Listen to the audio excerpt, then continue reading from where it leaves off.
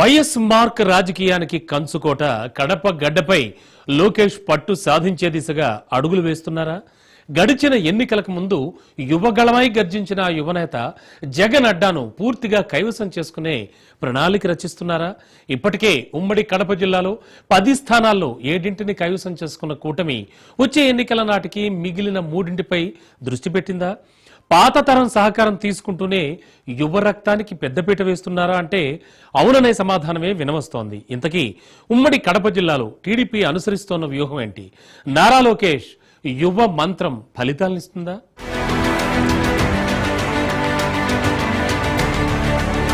జగన్ కంచుకోటపై కన్నేసిన తెలుగుదేశం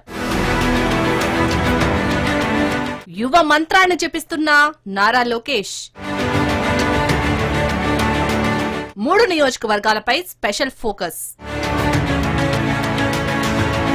కడప ఇది జగన్ అడ్డా కాదు ప్రజాగడ్డ అంటూ మహానాడులో టీడీపీ నేతలు ప్రసంగించారు. ఇదే మాటను పదే పదే ప్రస్తావించారు. వైఎస్ రాజశేఖర రెడ్డి హయాం నుంచి ఆ కుటుంబానికి కంచుకోటగా మారిన కడప జిల్లా ప్రస్తుతం పగుళ్లు బారింది. మెజారిటీ స్థానాలను టీడీపీ కైవసం చేసుకుంటే పులివెందుల, బద్వేలు, రాజంపేట మాత్రమే జగన్ ఖాతాలో పడ్డాయి. అయితే ఈ 3 స్థానాలపై టీడీపీ ఇప్పటి నుంచి ఫోకస్ పెట్టిందట.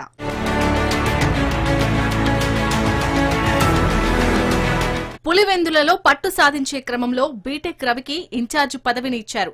బీటెక్ రవికి ప్రతి విషయంలోనూ టీడీపీ బాస్ చంద్రబాబు సహా యువ నేత లోకేష్ పూర్తిగా సహకరిస్తున్నారు. అలాగే కమలాపురంలో పుత్తా చైతన్యరెడ్డి ఎమ్మెల్యే కావడానికి లోకేష్ మద్దతు సంపూర్ణంగా ఉందనేది వాస్తవం. యువకుడైన చైతన్యరెడ్డి మహానాడు విజయవంతానికి ప్రధాన భూమికను పోషించారు. ఇక ప్రొద్దుటూరు విషయానికి వస్తే తొలి నుంచి ఇక్కడుంటున్న మరో యువ నాయకుడు ఉక్కు ప్రవీణ్ కుమార్ రెడ్డికి లోకేష్ ఆశీస్సులు పుష్కలంగా ఉన్నాయట. గడిచిన 5 ఏళ్ల కాలంలో ప్రొద్దుటూరు టీడీపీ ఇన్ఛార్జ్ గా బాధ్యతలు నిర్వర్తించిన ఆయనను అప్పటి వైసీపీ ప్రభుత్వం ఇరకాటంలో పెట్టింది. పలు కేసుల్లో ప్రవీణ్ కుమార్ రెడ్డి 3 సార్లు సెంట్రల్ జైలుకెళ్లి వచ్చారు. ఒకానొక సందర్భంలో లోకేష్ స్వయంగా ప్రొద్దుటూరుకు వచ్చి ప్రవీణ్ తో పాటు నిరసన కార్యక్రమంలో పాల్గొన్నారు. ఆయన అండదండలు ఉండబట్టే ప్రవీణ్ కు ప్రభుత్వం గన్మెన్లను కేటాయించడం జరిగిందని సమాచారం.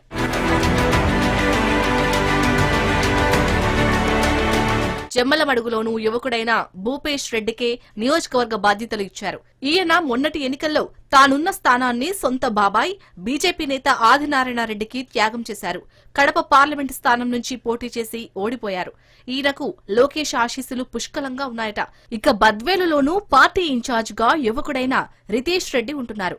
పార్టీలో 3 తరాలుగా ఆ నియోజకవర్గానికి ఇదే కుటుంబం ఆలంబనగా ఉంటుంది. లోకేష్ ఆదేశానుసారమే రితేష్ బద్వేల్లో వ్యూహాత్మక రాజకీయాలు చేస్తున్నారని టాక్. ఇక రాజంపేటలో సీనియర్లను పక్కన పెట్టి జగన్మోహన్ రాజుకు బాధ్యతలు అప్పగించారు. ఇది కూడా లోకేష్ భవిష్యత్తు వ్యూహంలో భాగమేనని సమాచారం.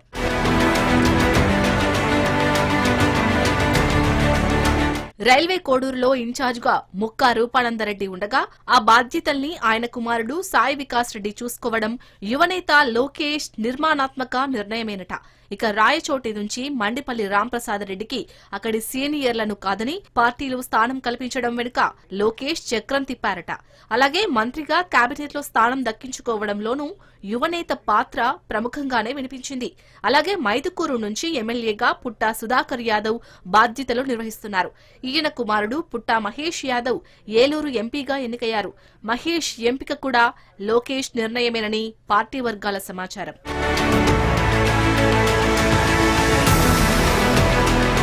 కడప నుంచి ప్రాతినిధ్యం వహిస్తున్న మాధవిరెడ్డికి అటు చంద్రబాబు సహా లోకేష్ ఆశీస్సులు మెండుగానే ఉన్నాయన్నది అందరికీ తెలిసిన విషయమే. ఇలా ఉమ్మడి కడప జిల్లా అంతటా యువతరాన్ని లోకేష్ ప్రోత్సహిస్తున్నారని టాక్ బలంగా వినిపిస్తోంది. వచ్చే ఎన్నికల నాటికి కడప జిల్లాలో పసుపు జెండాను మరింతగా ఎగరేయాలని లోకేష్ పట్టుబట్టినట్లు సమాచారం. అందుకే తాను నియమించుకున్న కడప టీంతో నిరంతరం టచ్లో ఉంటున్నారట. కడపలో పార్టీ భవిష్యత్తుపై ఎప్పటికప్పుడు వ్యక్తిగతంగా చర్చలు జరుపుతూ యువ నేతలను ముందుకు నడిపిస్తున్నారట యువగలం నిర్మాణ సారథి లోకేష్.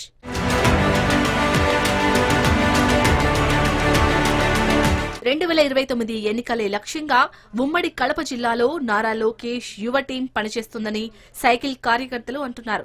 ప్రస్తుతానికి కూటమిలో పెద్దన్న పాత్ర పోషిస్తున్న టీడీపీకి ఉమ్మడి కడప జిల్లాలో 5 మెజార్టీ స్థానాలు దక్కాయి.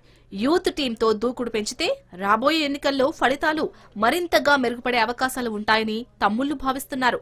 మరి నారా లోకేష్ యువ మంత్రం ఏ మేరకు ఫలితాలనిస్తుందో వేచి చూడాలి.